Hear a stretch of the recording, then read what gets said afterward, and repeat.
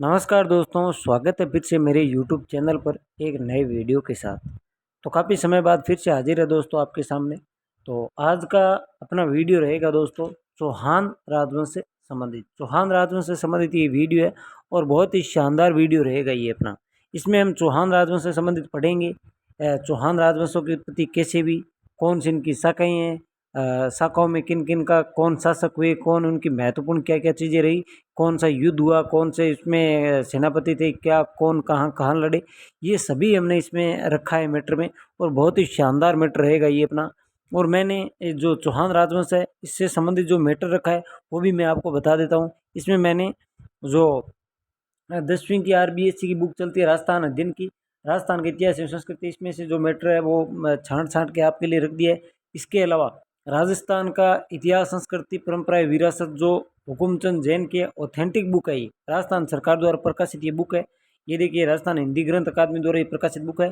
तो authentic book से मैंने यहाँ पर मैटर रखा है। आपको इधर उधर ढूंढने की कोई ज़रूरत नहीं है, आपको यहीं पर एक जगह सारा मैटर मिल जाएगा। और ये चौहान राजवंश आपके स्पेशली रीट सेकंड ग्रेड और फर्स्ट ग्रेड में भी रणथंभौर के चौहान और अजमेर के चौहान यहाँ से हमेशा क्वेश्चन आते हैं। तो ये आपके लिए काफ़ी महत्वपूर्ण वीडियो रहेगा। वीडियो आपको पूरा देखना है और वीडियो कैसा लगे ये पूरा वीडियो देखने के बाद आपको कमेंट करके ज़रूर बताना है। और इसकी PDF मैं आपको टेलीग्राम चैनल पर उपलब्ध करवा दूंगा और मेरा टेलीग्राम का जो लिंक है वो डिस्क्रिप्शन में डाल दूंगा। तो वहाँ से आप टेलीग्राम चैनल ज्वाइन कर लेना और वहाँ से आपको ये PDF मिल जाएगी। तो आइए, अगर चैनल को सब्सक्राइब नहीं किया तो आप कर लेना। तो आइए शुरुआत करते हैं इस चौहान राजवंश की। तो सबसे पहले हम देखते हैं, हाँ, तो चौहान राजवंश का इतिहास। तो ये सबसे पहले चौहान राजवंश के इतिहास के बारे में देख लेते हैं।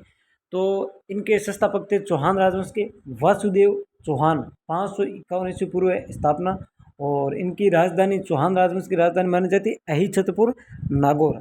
अगर हम बात करें चौहानों की शाखाओं के बारे में, तो चौहानों की अलग अलग शाखाएँ हैं, जैसे अजमेर के चौहान, नाडोल के चौहान, जालोर के चौहान, सिरोही के चौहान, रणथंभौर के चौहान, बूंदी के चौहान। तो ये चौहानों की यहाँ पर अलग अलग शाखाएँ हैं। और ये आगे जो है इनके ये हैं संस्थापक, यानी अजमेर में जो चौहान राजवंश थे वहाँ पर अजयराज यहाँ पर अजमेर को बसाया था। उसके अलावा नाडोल में चौहान वंश की स्थापना की थी लक्ष्मण चौहान ने। जालोर में चौहान वंश की स्थापना की थी कीर्तिपाल चौहान ने। जबकि सिरोही में चौहान की स्थापना लुम्बा देवड़ा शाखा थी ये चौहानों की। और रणथंभौर ये 1154 में ये अपने पृथ्वीराज तृतीय के ही पुत्र है जो अजमेर में आगे शासक आएंगे। तो उन्हीं के पुत्र ने यहाँ पर रणथंभौर में चौहानों की स्थापना की थी, चौहान राजवंश की। और बूंदी में चौहानों की चौहान राजवंश की स्थापना की थी देवा ने। यहाँ हाड़ा चौहान है, ये हाड़ा है, ये नहीं, यहाँ पर हाड़ा चौहान है, हाड़ा चौहानों की ये शाखा है। तो ये चौहानों की शाखाएँ हैं, तो ये आपको ध्यान में रखना है। उसके बाद चौहान जो शासक है उनकी उत्पत्ति से संबंधित अलग अलग विद्वानों के अलग अलग मत है, तो वो भी देख लेते हैं। यहाँ से क्वेश्चन बार बार आते हैं कि चौहान राजवंश की उत्पत्ति के संबंध में अग्निकुंड से संबंधित मत किन का है, अग्निकुंड से उत्पत्ति कौन मानते हैं चौहानों की, जबकि सूर्यवंशी कौन मानते हैं, चंद्रवंशी कौन मानते हैं, विदेशी जो मानते हैं विदेश से आए हुए तो वो कौन मानते हैं। तो ये अलग अलग मत है, अलग अलग मत जो दिए वो मैंने यहाँ पर रखे, वो आप इसमें देखते हैं। आइए, तो अग्निकुंड से सॉरी, तो अग्निकुंड से उत्पत्ति से संबंधित जो विद्वान मत दिए थे वो थे पृथ्वीराज रासो जो रचना की चंद्रवरदाई ये। उसके अलावा एक मिनट, हाँ, चंद्रवरदाई इन्होंने माने। जबकि सूर्यमल मिश्रण, नैनसी, चारणों और भाटियों ने इन्होंने भी इनका समर्थन किया कि हाँ अग्निकुंड से इनकी उत्पत्ति हुई है। तो ये अग्निकुंड से मानने वाले हैं वो है चंद्रवरदाई, सूर्यमल मिश्रण, नैनसी, चारण और भाटी, ये आदि इन्होंने माना है अग्निकुंड से। जबकि सूर्यवंशी मानते हैं गौरी शंकर, हीराचंद ओझा, पृथ्वीराज विजय के जो लेखक थे जयानक, इन्होंने हमीर महाकाव्य के लेखक नए चंद्र सूरी और चंद्रशेखर, ये चंद्र सुरजन चरित्र इनकी रचना है चंद्रशेखर, इन्होंने नरपति नालय और चौहान प्रशस्ति और बेदला शिलालेख हमीर रासो जोधराज आदि विद्वानों ने अपने मत में माना है कि चौहान राजवंश की उत्पत्ति सूर्यवंशी से हुई है। उसके अलावा आगे हम बात करें चंद्रवंशी मानने वालों में हैं हांसी शिलालेख है 1177 और अंचलेश्वर मंदिर का लेख ये जो चंद्रावती ये जो थे इन्होंने माना है चंद्रवंशी। जबकि ब्राह्मण वंश मानने वाले विद्वान थे दशरथ शर्मा, बिजोले शिलालेख, कायम खां रासो और गोपीनाथ शर्मा। उसके अलावा विदेशी जो मत दिए थे वो थे टोड और स्मिथ ने। इन्होंने माना था कि विदेशों से आई हुई थी।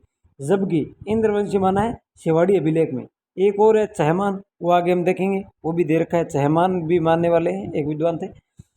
चौहान जांगल देश से रहने वाले थे और सपादलक से उनके राज्य का प्रमुख भाग था।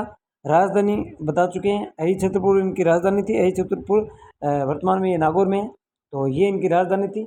वासुदेव चौहान को सांबर झील का निर्माता कहा जाता है बिजोलिया लेख के अनुसार। ये भी क्वेश्चन आ चुका है कि सांबर झील का निर्माता जो वासुदेव चौहान थे किन के अनुसार, तो ये थे बिजोलिया लेख के अनुसार माना है कि सांबर झील के निर्माता थे वासुदेव चौहान, और ये ही चौहान के आदि पुरुष है, मूल पुरुष है।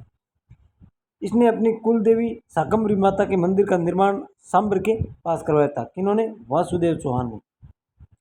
चौहान पहले गुर्जर प्रतिहारों के सामंत थे, यानी चौहान पहले क्या थे? गुर्जर प्रतिहारों के सामंत थे। रामकरण आसोपा के अनुसार सांबर के चारों ओर होने के कारण ये चहमान कहलाए। ये देखें तो चहमान मानने वाले चहमानों से चौहान हुए, ये कौन कहते हैं? ये रामकरण आसोपा कहते हैं। यही चहमान भविष्य में चौहान कहलाए। आगे हम बात करें तो चौहानों की जानकारी प्रमुख स्रोत कौन कौन से हैं, यानी प्रमुख स्रोत कौन से हैं जिनके अनुसार ये माना जाता है कि चौहान थे। तो इनके प्रमुख स्रोत है वो हैं, जैसे कायम खां रासो, ये कवि जान का ये ग्रंथ है, ये इधर ग्रंथ है और इनके ये लेखक है कवि जान। हमीर राछड़ा, ये हमीर ऐसे है, थोड़ा ये लिखने में टाइपिंग में मिस्टेक हुई। ये हमीर राछड़ा ये राजरूप का है। हमीर बंधन ये अमृत कैलाश का है। बिसल देव रासो नरपति नालय, हमीर रासो जोधराज, हमीर महाकाव्य नयनचंद्र सूरी, हर्ष महाकाव्य विग्रह राजदित्य और प्रभावक चरित्र चंद्रप्रभ सूरी। यानी इन जो ये ग्रंथ है इनके अनुसार ये प्रमुख स्रोत है चौहानों की जानकारी के। यानी कायम खां रासो, हमीर राज, ये क्वेश्चन आ चुका है कि चौहानों की जानकारी प्रमुख स्रोत कौन कौन से हैं, तो ये 4-3 ये देते हैं, एक अलग दे देते हैं। तो ये भी आपको ध्यान में रखना है कि कौन किसके, ये भी पूछ लेते हैं कि कायम खां रासो किन का है, या हमीर राजरा किन का है, हमीर बंधन किन का है, बिसल देव रासो किन का है। तो ये भी आपको ध्यान में रखना है। ये मैटर आपको बहुत कम जगह मिलेगा, ये जैसे हमीर बंधन है, हमीर राजड़ा ये, और जैसे ये प्रभावक चरित्र, ये किताबों में कम मिलता है। ये आप नोट में अपने नोटबुक में ऐड कर लेना। उसके अलावा आगे हम बात करें तो वासुदेव चौहान चौहानों का मूल पुरुष या आदि पुरुष कहलाता है। ये हमने पहले ही बात कर चुके हैं। वासुदेव के बाद उसका उत्तराधिकारी सामंतराज हुआ, यानी वासुदेव के बाद उसका उत्तराधिकारी कौन हुआ? सामंतराज हुआ, जिसके बारे में बिजोलिया शिलालेख में वत्स गोत्र ब्राह्मण वंश में पैदा हुआ बताया गया है। सामंतराज का समय लगभग क्या था? 800 ईस्वी था। ये भी आपको ध्यान में रखना है। सामंतराज के बाद उसके पुत्र हुए थे नरदेव, उसके बाद जयराज, जयराज के बाद उसका पुत्र विग्रहराज प्रथम तथा चंद्रराज और गोपेंद्र राज ने यहाँ पर शासन किया। ये भी आपको ध्यान में रखना है, सीक्वेंस से ध्यान में रखना है। ऐसा क्वेश्चन आ जाता है, सीक्वेंस से पूछे जाते हैं। तो सबसे पहले वासुदेव हो गए, उसके बाद सामंतराज, नरदेव, जयराज, विग्रहराज प्रथम, चंद्रराज, गोपेंद्र राज आदि ने शासन किया। उसके बाद ये शासक थे, इनके बारे में कम ही जानकारी मिलती है। उसके बाद आगे हम बात करें दुर्लभ राज प्रथम, यहाँ से कुछ जानकारियाँ मिलती है कि इन्होंने वंश के ये थे, राजा थे या किसके सामंत थे। तो ये दुर्लभ राज प्रथम थे, ये थे प्रतिहार नरेश वत्स राज के सामंत थे। ये हम बात कर चुके हैं कि चौहान पहले गुर्जर प्रतिहार के सामंत थे। तो दुर्लभ राज प्रथम थे वो गुर्जर प्रतिहार नरेश वत्स राज के सामंत थे। दुर्लभ राज प्रथम ने वत्स राज के साथ रहते हुए बंगाल के धर्मपाल पर अधिकार स्थापित किया था। उसके अलावा दुर्लभ राज प्रथम चौहान वंश का पहला शासक था, जिसके समय में अजमेर पर मुसलमान का सर्वप्रथम आक्रमण हुआ। ये बात भी आपको ध्यान में रखनी है कि चौहानों का वह कौन सा प्रथम शासक था जिसके समय में अजमेर पर सर्वप्रथम मुसलमानों का आक्रमण हुआ, तो वो थे दुर्लभ राज प्रथम। उसके अलावा आगे हम बात करें तो उसके अलावा अगले शासक है गुहक प्रथम। ये दुर्लभ राज प्रथम के पुत्र थे और ये प्रतिहार शासक नागभट्ट द्वितीय के सामंत थे। दुर्लभ राज प्रथम जो शासक थे वो तो ये प्रतिहार शासक थे, वो वत्सराज उसके थे, जबकि नागभट्ट द्वितीय के सामंत थे गुहक प्रथम। और इनकी महत्वपूर्ण विशेषता ये है कि इन्होंने सीकर में हर्षनाथ मंदिर का निर्माण करवाया था, जो चौहानों के कुल देवता है।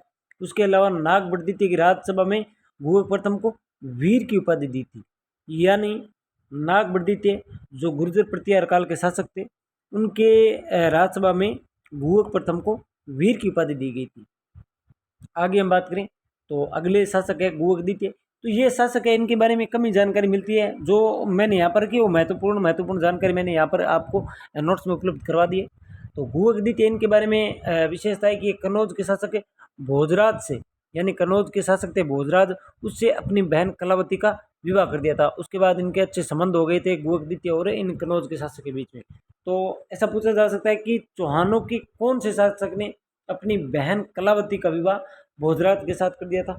तो वो थे भूवक द्वितीय के साथ। उसके बाद आगे हम बात करें तो उसके बाद नेक्स्ट थे चंदनराज। चंदनराज ये भूवक द्वितीय के पुत्र थे। तो सबसे पहले अपने हो गए दुर्लभराज, दुर्लभराज के बाद भूवक प्रथम, भूवक प्रथम के बाद ये अपने हो गए नेक्स्ट ये अपने भूवक द्वितीय, भूवक द्वितीय के बाद अगले आगे चंदनराज।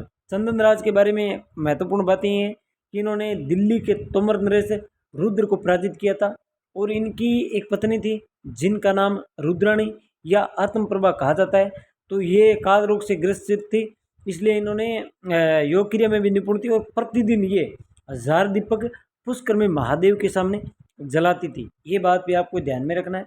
और ये दिल्ली के जो तोमर नरेश से रुद्र को पराजित किया था, किन्होंने किया था? तो वो थे चंदनराज। चंदनराज कौन थे? भूवक द्वितीय के पुत्र थे।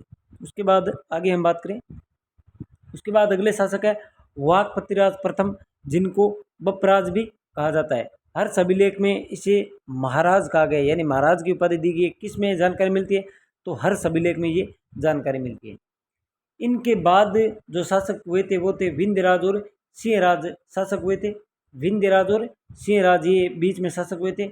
इसी सिंहराज ने दिल्ली के तोमर व प्रतिहारों को पराजित किया था। यानी इससे पहले दिल्ली के जो तोमर थे उनको पराजित किया चंदनराज ने।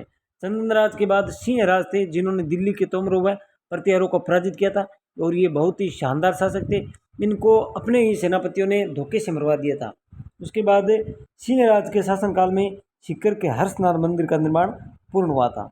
यानी भूवक प्रथम के टाइम तो मंदिर निर्माण चालू हुआ था और पूर्ण कब हुआ? तो वो हुआ था सिंहराज के शासनकाल में। और इस मंदिर में स्थित शिलालेख में चौहानों के आरंभ से लेकर सिंहराज तक की वंशावली दी गई है। कौन से मंदिर में? हर्षनाथ मंदिर में। उसके बाद आगे हम बात करें तो उसके बाद हुए थे विग्रहराज द्वितीय। विग्रहराज द्वितीय, विग्रहराज प्रथम आ चुके हैं। उसके बाद विग्रहराज द्वितीय की अगर हम बात करें तो ये सिंहराज के बाद उनके पुत्र थे, सिंहराज के पुत्र थे और इनका शासक बने थे। और चौहानों के प्रारंभिक शासकों में बड़े प्रभावशाली व योग्य शासक थे विग्रहराज द्वितीय। काफ़ी शक्तिशाली शासक थे ये। और इन्होंने चालुक्य शासक मूलराज प्रथम को पराजित किया था। यानी चालुक्य के जो शासक थे मूलराज, इनको पराजित किया था किन्होंने? विग्रहराज द्वितीय ने। बड़ौच में अपनी कुल देवी आशापुरा माता का मंदिर बनवाया था। किन्होंने? विग्रहराज द्वितीय ने। हर अभिलेख में, यानी ये RBSC की जो बुक चलती है राजस्थान अध्ययन की, उसमें दे रखा है, आप देख लेना। हर अभिलेख में इनकी विजयों का उल्लेख किया गया है। ये भी आपको बात ध्यान में रखनी है। उसके बाद आगे हम बात करें, इसके बाद अगले शासक है गोविंदराज तृतीय। ये कुछ छोटी छोटी विशेषता इनके बारे में मैंने आपको दे दी है। उसके बाद अजमेर के चौहानों में पृथ्वीराज तृतीय, विग्रहराज चतुर्थ, अजयराज वो आएंगे। वहाँ से क्वेश्चन बार बार आते हैं। आजकल जो क्वेश्चन पूछने का पैटर्न रहता है वो यहाँ से, ये जो छोटे छोटे शासक है यहाँ से भी क्वेश्चन पूछने लगे हैं। और ये सीक्वेंस भी पूछते हैं कि कौन सा शासक पहले था, क्रम से पूछ लेते हैं। तो ये भी आपको ध्यान में रखना है। उसके बाद अगले थे गोविंद तृतीय। पृथ्वीराज विजय में इनको एक उपाधि दी गई है वेरीगट या शत्रु सहारक की उपाधि दी गई है। किनको? गोविंदराज तृतीय को। फरिश्ता के अनुसार गोविंद तृतीय ने गजनी के शासक को मारवाड़ में आगे बढ़ने से रोका था। ये बात भी आपको ध्यान में रखनी है। और ये जो ये अपने ऑथेंटिक बुक चलती है हुकुमचंद जैन की, वहाँ दे रखी है। तो ये बात भी आपको ध्यान में रखनी है। और अपने नोट्स अगर बना रखे हैं तो उनमें ऐड कर लेना है। और ये PDF भी आपको मैं प्रोवाइड करवा दूंगा टेलीग्राम चैनल पर। उसके बाद अगले शासक हैं वाकपतिराज द्वितीय। मेवाड़ के शासक अंबा प्रसाद को इन्होंने पराजित किया था, ये पराजित है, यहाँ पर पराजित लिख लेना, यानी मेवाड़ के शासक अंबाराज को इन्होंने अंबा प्रसाद को पराजित किया था। ये बात भी आपको ध्यान में रखनी है। ये क्वेश्चन आ जाते हैं, ये छोटे छोटे क्वेश्चन आते हैं, आरपीएससी आजकल यहीं से क्वेश्चन उठाती है। वाकपतिराज से गोविंद तृतीय, पृथ्वीराज प्रथम और विग्रहराज द्वितीय, यहाँ से बार बार क्वेश्चन पूछती है। यहाँ से RPSC first grade, second grade और रीट, इन तीनों में बार बार क्वेश्चन आते हैं। यहाँ से सेकंड ग्रेड में स्पेशली यहाँ से लगातार क्वेश्चन आते हैं। तो वाकपतिराज द्वितीय के बारे में अगर हम बात करें तो मेवाड़ के शासक अंबा प्रसाद को इन्होंने पराजित किया था। वाकपतिराज द्वितीय के बाद अगले शासक थे वीरराम, उसके बाद चामुंडराज, सिंहट, दुर्लभराज तृतीय, विग्रहराज तृतीय, पृथ्वीराज प्रथम। ये जो शासक थे इनके बारे में कोई खास जानकारी नहीं मिलती है। पृथ्वीराज प्रथम के बारे में एक महत्वपूर्ण है कि 1105 ईस्वी में पुष्कर में 700 चालुक्यों को मारा जो ब्राह्मणों को लूटने आए थे। ये जानकारी मिलती है पृथ्वीराज विजय, जिसके लेखक है जयानक। यानी पृथ्वीराज विजय में ये कहा गया है कि 1105 में पुष्कर में 700 चालुक्यों को पृथ्वीराज प्रथम ने मारा था। क्यों मारा था? क्योंकि ये ब्राह्मणों को लूटने आए थे। तो ये बात भी आपको ध्यान में रखनी है। और ये क्वेश्चन 2-3 बार आ चुका है, आरपीएससी पूछ चुकी है 2-3 बार। यहाँ से ये सीधा उठाया यहाँ आरपीएससी ने। और ये भी क्वेश्चन आ चुका है कि अंबा प्रसाद को, मेवाड़ के शासक अंबा प्रसाद को किन्होंने पराजित किया था? तो वाकपतिराज द्वितीय ने। और पृथ्वीराज ने एक उपाधि धारण की थी, परम भटारक महाराजाधिराज परमेश्वर की। ये उपाधि धारण की थी पृथ्वीराज प्रथम ने। ये बात भी आपको ध्यान में रखनी है। उसके अलावा अगर हम बात करें तो आज के वीडियो में दोस्तों इतना ही है। अगले वीडियो में हम अब बात करेंगे अजयराज, अर्णोराज, विग्रहराज चतुर्थ, फिर पृथ्वीराज चौहान। इन 4 शासक जो बचे हुए हैं, इन चारों शासकों को एक वीडियो में कंप्लीट करेंगे। जो मैटर ज़्यादा महत्वपूर्ण है उन्हीं 4 शासकों में है जहाँ से क्वेश्चन बार बार आते हैं। इनके अलावा जो मैंने आपको कहा है कि गोविंदराज तृतीय, वाकपतिराज द्वितीय, पृथ्वीराज प्रथम, और इसके अलावा ये अपने हो गए विग्रहराज द्वितीय, ये भी आपको बराबर ध्यान में रखना है। यहाँ से भी क्वेश्चन आते हैं। तो ये जो मैटर मैंने दिया है ये आपको रट लेना है। तो आज की वीडियो में दोस्तों इतना ही। नेक्स्ट वीडियो में हम अजमेर के चौहान को कंप्लीट कर लेंगे। उसके बाद जालोर के, फिर रणथंभौर के, फिर सिरोही के, इस प्रकार हम सीक्वेंस में चलेंगे। तो वीडियो कैसा लगा ये कमेंट करके ज़रूर बताना दोस्तों। तो मिलते हैं नेक्स्ट वीडियो में अगले टॉपिक के साथ। तब तक के लिए धन्यवाद दोस्तों।